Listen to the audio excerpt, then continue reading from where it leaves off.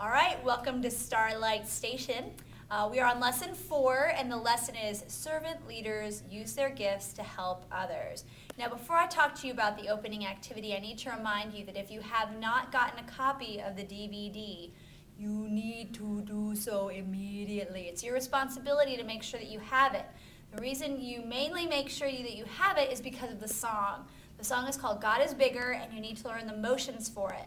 Now, to learn the motions, you don't just go to the lesson, okay? You've got to go to the extras, and under the extras, that's where they have the motions that go along with the songs, and you want the one for God is Bigger. So if you show up doing the wrong motions or not doing the motions at all, I'll know that you have not watched your DVD. So we're going to go ahead and talk about this first activity. For this activity, it's all about gifts. I mean, they're using their gifts to help others. So what we're going to do is we're going to split the kids up into groups, and the groups are each going to have to complete an activity. Some of them will have to do a maze, some of them will have to draw the teacher, whatever. But once that group has completed their activity, everybody in the group has done it, that means that they will get a piece of the puzzle. The puzzle, the front of it, is going to look like this.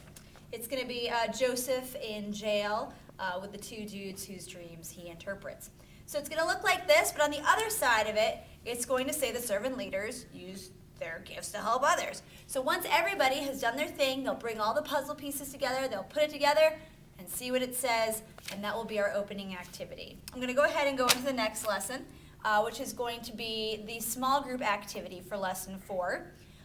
In this activity, the kids are going to be showing, again, that they need to be using their gifts and looking for specific opportunities to use those gifts to help others. So they're going to play a game, and in the game, they are going to get a card.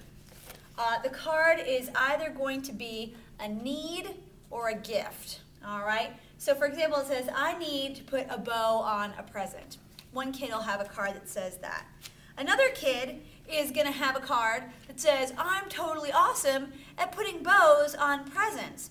The thing is they're not going to know who has their card because everybody's sitting there with their card face down. So somebody with a need is going to look at their card and say, okay, I need somebody to help me out with a bow. They're going to look for someone who has a help card. They're going to choose one person.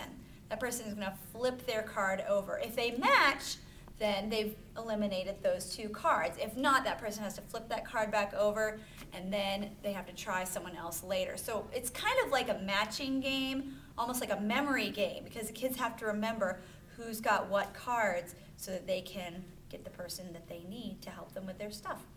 So that is that small group activity for lesson 4.